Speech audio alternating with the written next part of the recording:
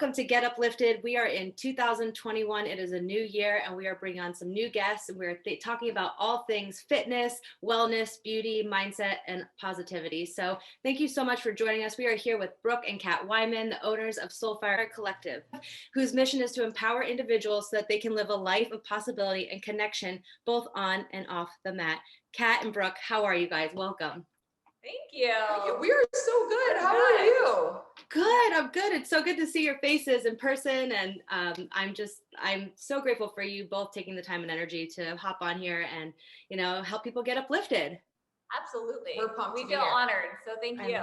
I love it. Well, just a little background. So I jumped into one of Kat and Brooke's classes at SoulFire on a random day down in Delaware, Rehoboth Beach. And after just taking one class, I was instantly hooked. I live currently 4.5 hours away from them, and I feel like I see them more than I see a lot of other people. So I am loving everything that you guys are doing. And the biggest thing I want to bring you guys on for is we're going to talk about a lot of topics, but I think the biggest thing we'll touch on at some point after we hear your journey and what brought you to create SoulFire is, your idea of pivoting and evolving in this moment of the pandemic and just kind of thinking bigger and just expanding on whatever that looked like for you guys and like your vision. So tell us a little bit about you two, like what brought you to create SoulFire tell us a little bit about you guys.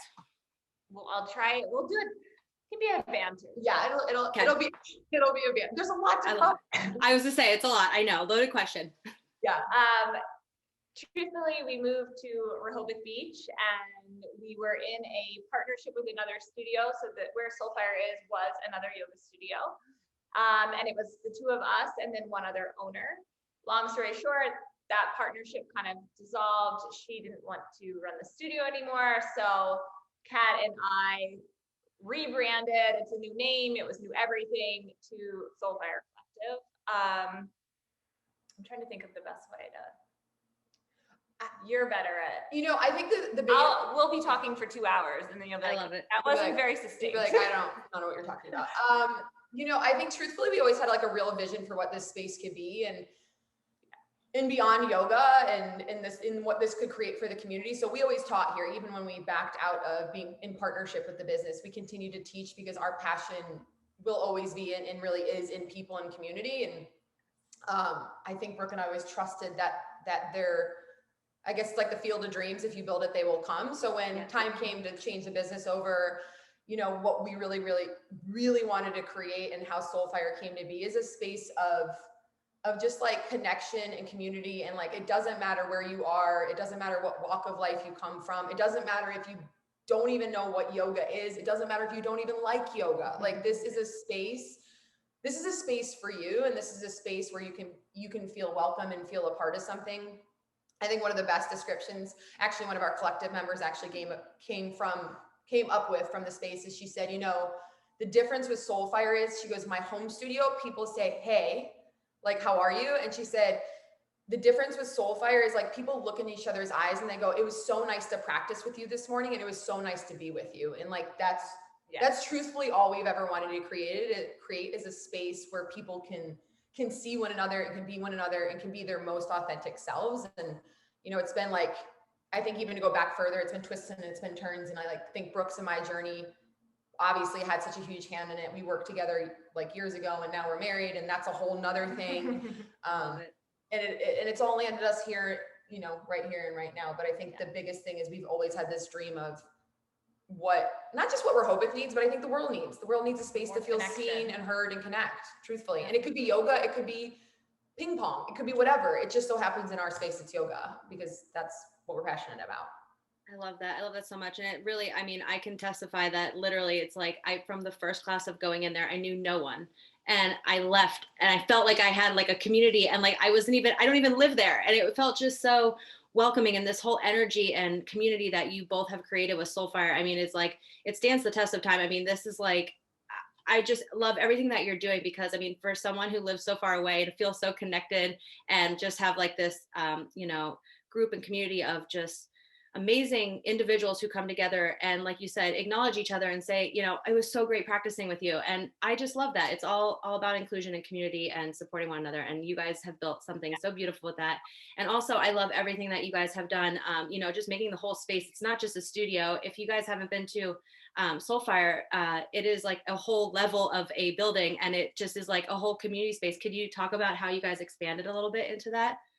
Yeah, originally we had kind of our one spot, and it was a very small reception area and then the studio, and we had the opportunity to go next door and expand.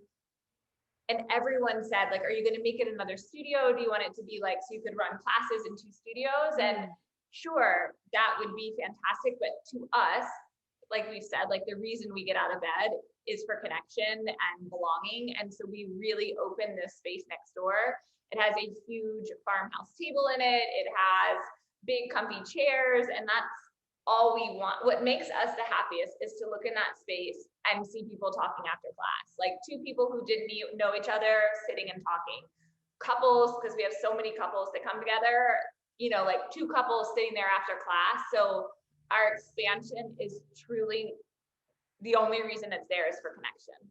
And it's funny because I think we had so many old school business people, like our parents people love to tell us what to do. People love telling, and it's so sweet. It really is. Like everybody wants to give us advice and like thank you so much for everyone. But a lot of people from like my parents' generation, when we decided to take that space over, we're like, oh, like, are you gonna do more classes? Like, can you maximize it and do something else? And I think the thing we kept saying was really, we want that to carry over the energy from the classroom, and we want it just to be this like facilitation of connection and energy. And it's hard to register that on a balance sheet. So like of that generation, it's really hard to communicate, but we trusted that we would open that space and have it continue to be a like, we're not doing yoga anymore, but you can still sit there and carry over what you created in that class by meeting your neighbor or whatever.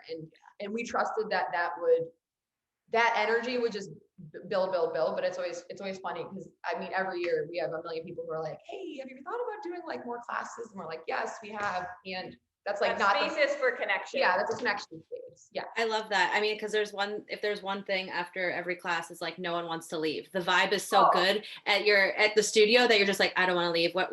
I don't want to leave. And I think it's really unique. If we can touch on it, but I think it's so unique that you have a fridge full of beer for after class. You guys want to talk about that? Because like I've never seen that in a yoga class before, but it's like, please talk about that. How you guys came up with that. It was born from, he still comes here. He's been coming with us since day one. He's in his like 60s. He's a good friend of ours. And one day after class, he knows that the 2 of us love beer. Yeah. And it was just him and the 2 of us. He was like, hey, I brought you a beer. Let's like crack a beer. And like after class. And then so it's the 2 of us, and his name's Larry. And we just like sat and connected with this guy who's just been coming to class, but we didn't really know him. And it was just the 3 of us. And there was something after that moment, we were like, that was the coolest thing. Like, we just like cracked this beer and it opened up conversation. I'm not saying you have to drink to have conversation, but there's just something. It was symbolic. It was symbolic of creating permission to stay and like hang out is really what it is. You know what I mean? Like whether you drink or you don't drink, whether it's tea or coffee, it just so happens that we happen to have cold beers. But there was something in that moment where like, oh, the beer made us stay after class and carry that connection over. And we do, it's all local what we keep in there. So it's like a celebration it's become bigger than a celebration of community, but it really just was born from a friend who was like, hey, like, let's just hang out after class. And we're like, oh, and now it's a point. We're like, we stand for connection. And it was like the coolest moment. So let's just like always have beer. And it doesn't have to be a beer with Kat and I, like open a beer with somebody new and share after class. And it just kind of gives you that space. If we have beer in the fridge, then we want you to stay. Like we want you to feel home. And it's turned into a whole thing of people cracking beers during classes, after classes. So I love, especially during the pandemic, everyone's like, crack the beers now. Even when you're doing the online, it's like, I love that so much. And I mean, you guys have created like such a space that, like you said, home. And I know that that's a big thing that you guys were speaking on and touching on, because like during the pandemic, you were saying like, you know, you both have moved all over and many times, and you were saying that finding home in yourself and creating home in your studio, what does that mean to you guys? I mean, because I resonated with it so much with everything that you guys were saying. I don't know. That's an open-ended question. I don't know if that was a statement or a question. I'm like, ooh, that's a big one. We're about to get wild. You know, I think it's just like, it's a sense of like belonging and being 100% yourself. And I always like look to Brene Brown. It's like being wholly, truly, authentically you. And I think that's the sense of home. It's like when you're in a space and you're with people where you don't feel this need to hide or have small talk or all those things, where you feel like you can put it all out there and be completely yourself. Like that's the sense of home. And and I think it's taken me 34 years, not 34 years. I mean, gosh, we're still working. We're still working. We're always working. Always working. The reality is, I think there was a lot of, I've moved a lot and Brooke's moved a lot. And now it's this realization that like, when you can bring it with you anywhere, you can be it anywhere. It's wherever you can be 100% yourself.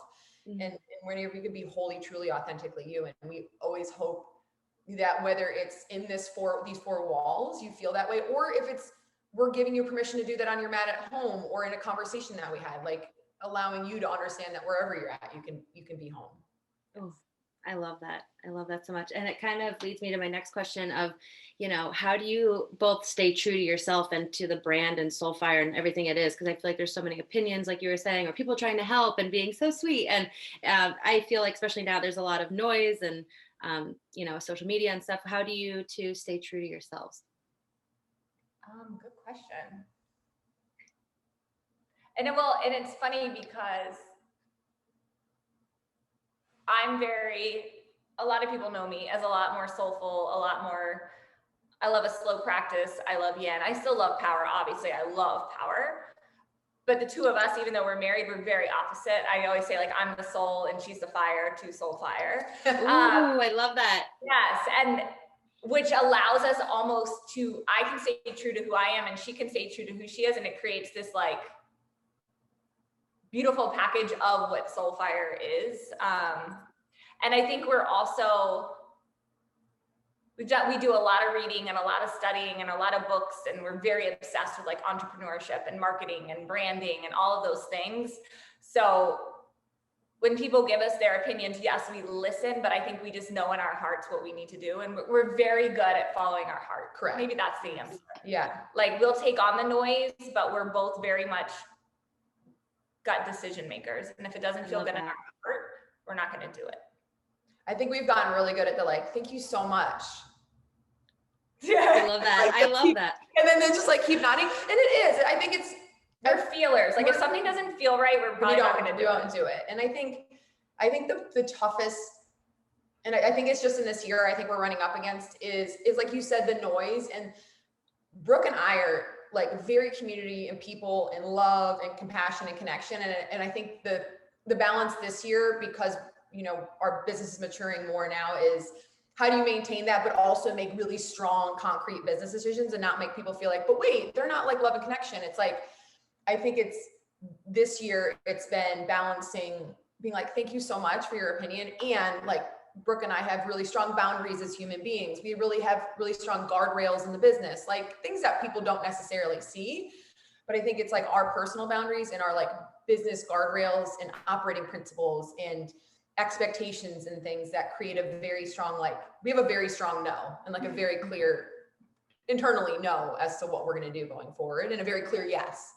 Yeah, I love that. And I think you like almost have to. I mean, it's such a bizarre time as everyone's going through and handling things in different ways that, you know, navigating this time, but also it also is allowing us to show up as we want to show up. So, I mean, it's very sweet that people are offering, you know, advice or opinions, but I think what I'm trying to say is that you two come from a place of leading from love and letting that guide you as a force. And that's something that Sarah Hancock and I talked about, that we love, like everything that you two do is all from a place of love. And that is what has been like your guiding light through all this.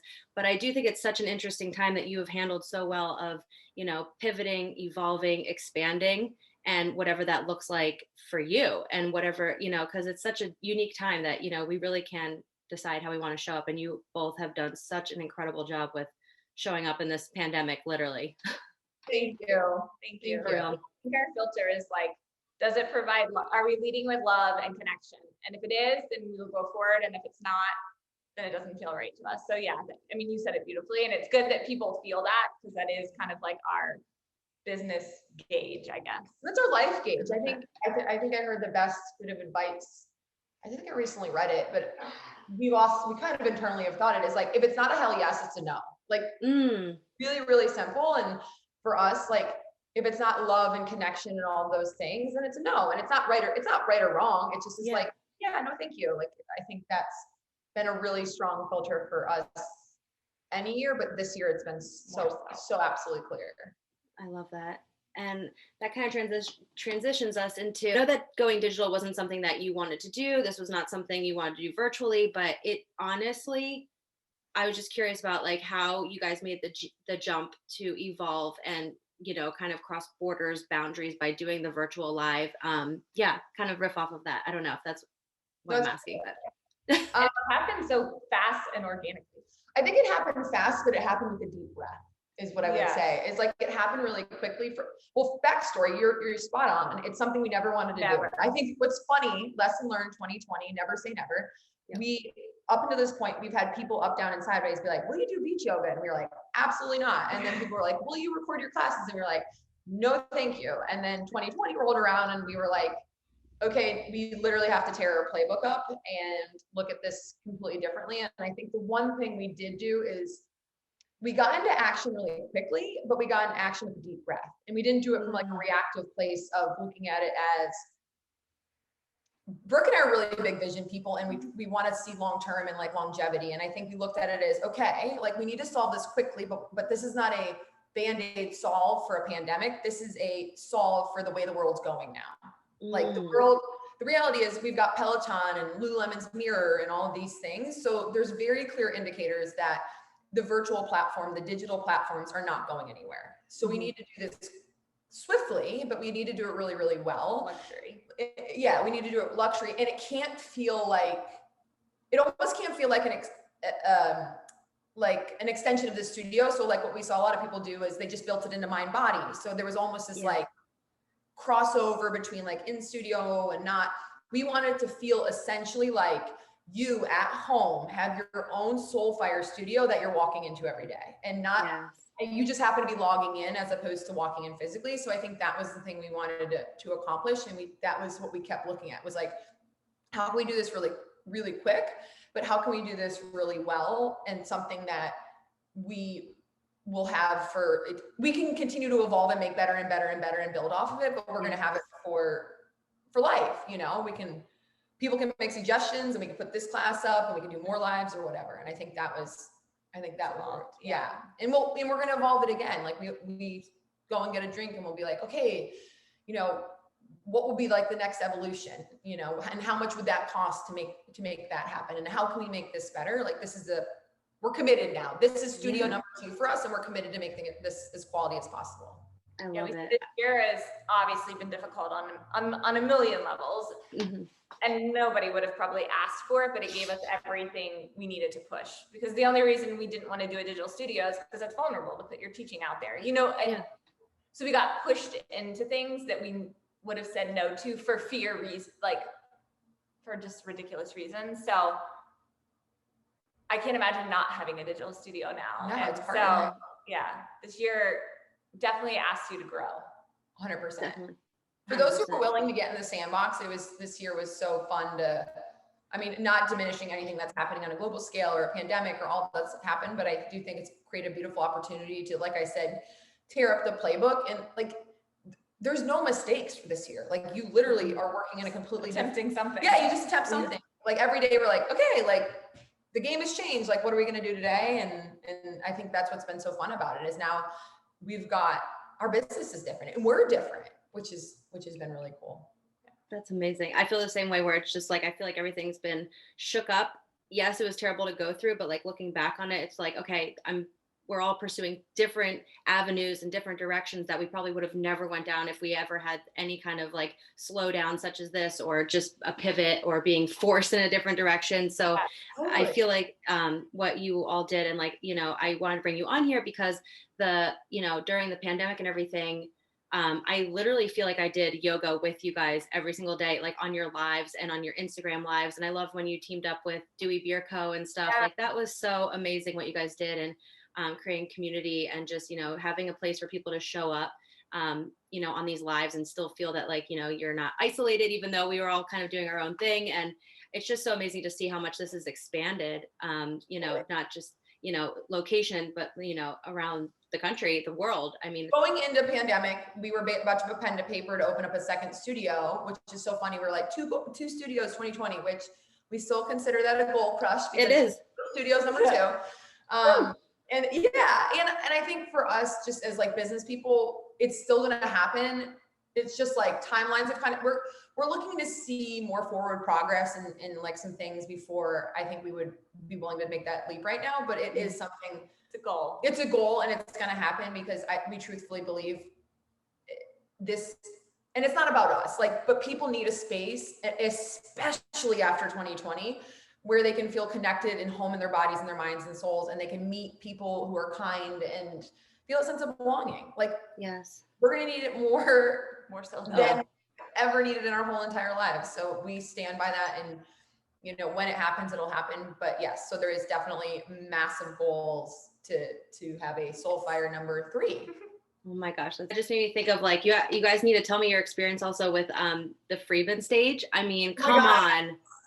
Yeah. Can you just give our listeners just a little background of like what the Freeman Stage is and like what you put on this summer? Yeah. So the Freeman Stage is, I believe in a good year, they're about a 4,000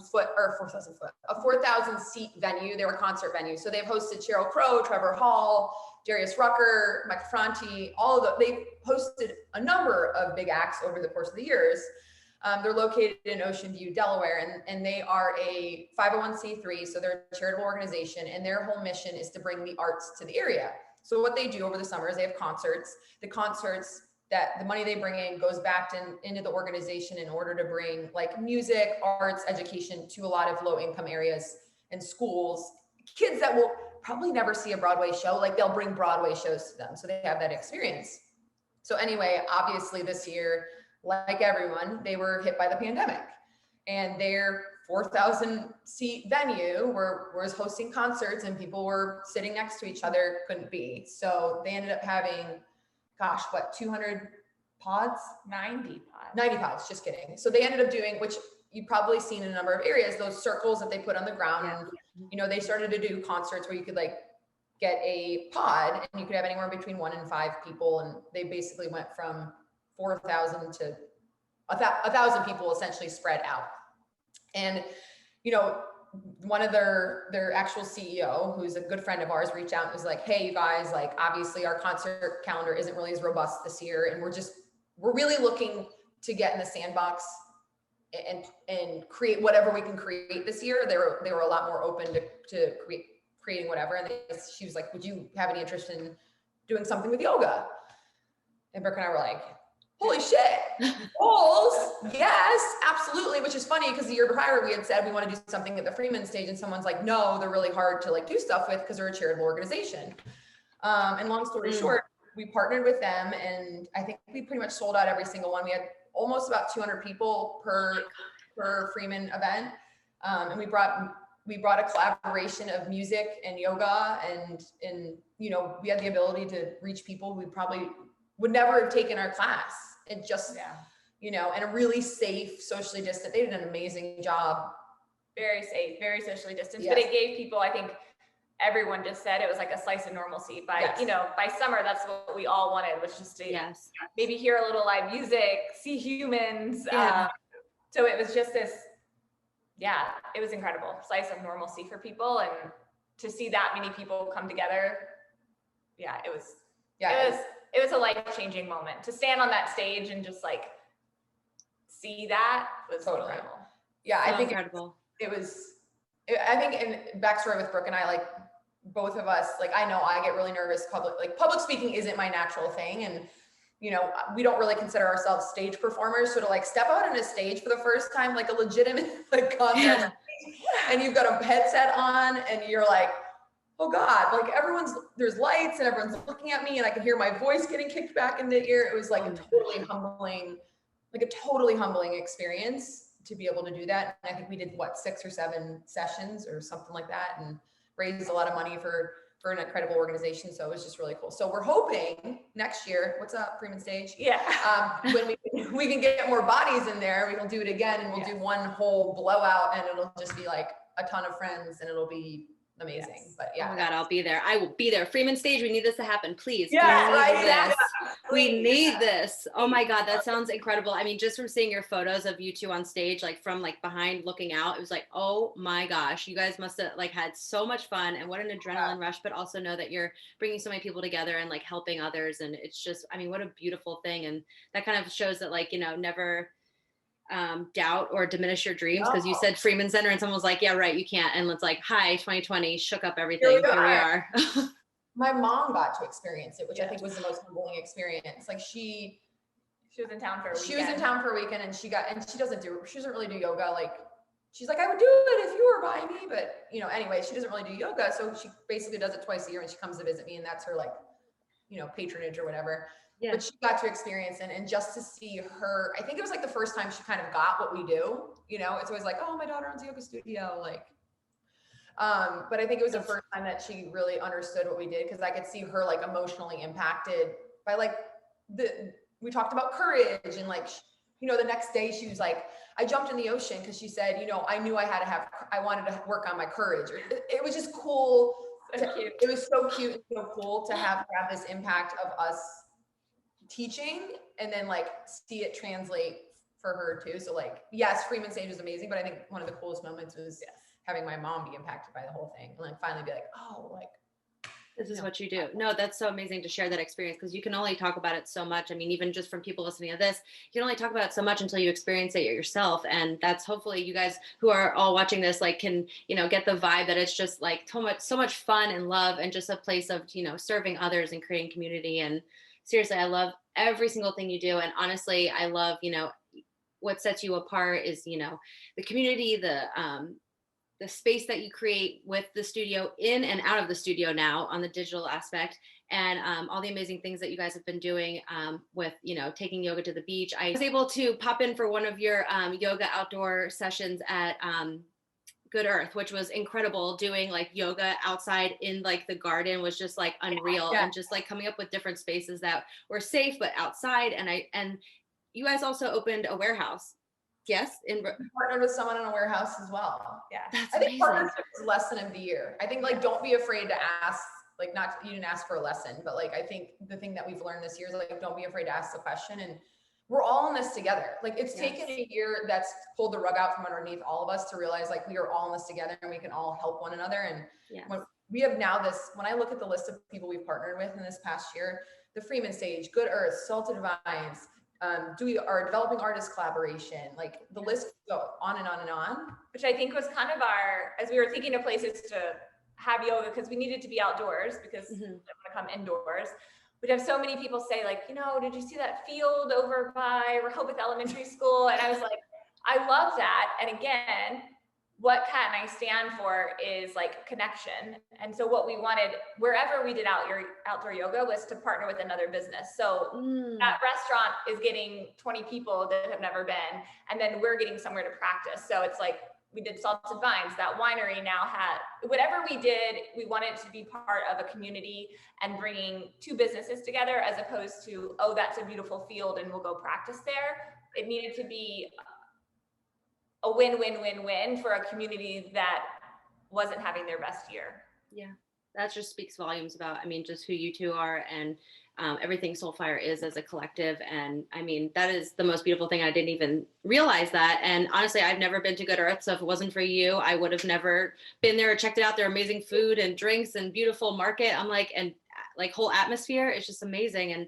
I love everything that you guys are doing. Like, your biggest takeaway from 2020 or just from this past year? I mean, I feel like we hit on that. Is there anything that you would want to add? I think we kind of hit on it. I think my biggest lesson was, which we say it all the time in class now too, is when you're your source of growth comes from moments you're uncomfortable. So leaning into what's uncomfortable instead of resisting it was my biggest lesson, which is going to only carry, because I can definitely say before I didn't want to film because that was uncomfortable. I didn't want to do beach yoga because that seemed different than what I was used to, being power in the studio and there was no music. And it was just like so many things were born on a business level and very much so on a personal level from embracing the uncomfortable to know that it was a source of growth. And I think that will forever change me as a human. Like, just, we all know that, we hear that when you're uncomfortable, you grow, but I feel like we all got to feel it in 2020.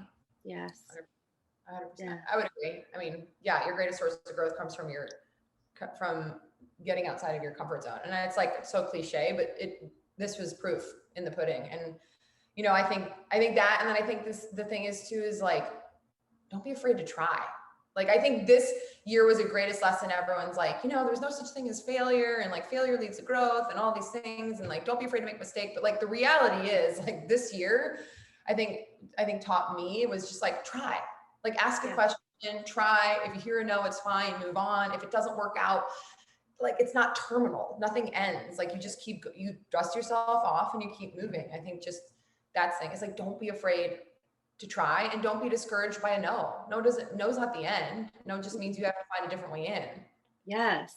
Ooh, I love that. I love that. Oh my gosh. Honestly, I can't thank you two enough for your time and energy, and just, you know, everything that you do has a greater impact than you realize. You know, even if it's just in Rehoboth, it has have the ripple effect to so many different areas and people in this world. And honestly, I just can't thank you guys enough. And for real, you guys were like what got me through this pandemic. Showing up and practicing with you guys was just like a complete true light, and something that I was so grateful to have in my life. So thank you for everything you guys are doing. Thank you for SoulFire. And where can people find you? What would be the best way? People can find us on our website at soulfirecollective.com, or a really good way to get in touch with us, we answer really quickly, Instagram at SoulFire Collective is a great way to catch up with us. Obviously, we have a Facebook too, but I would go with Instagram first, truthfully. Yes. So try that, Instagram at SoulFire Collective. I love it. Well, thank you guys so much, and enjoy the rest of your day. And thank you again for helping us to uplift people and just come from a place of serving, because you guys are doing it and we're just following in your example. So thank you. Thank you. Thank you guys. Thanks. Thank you.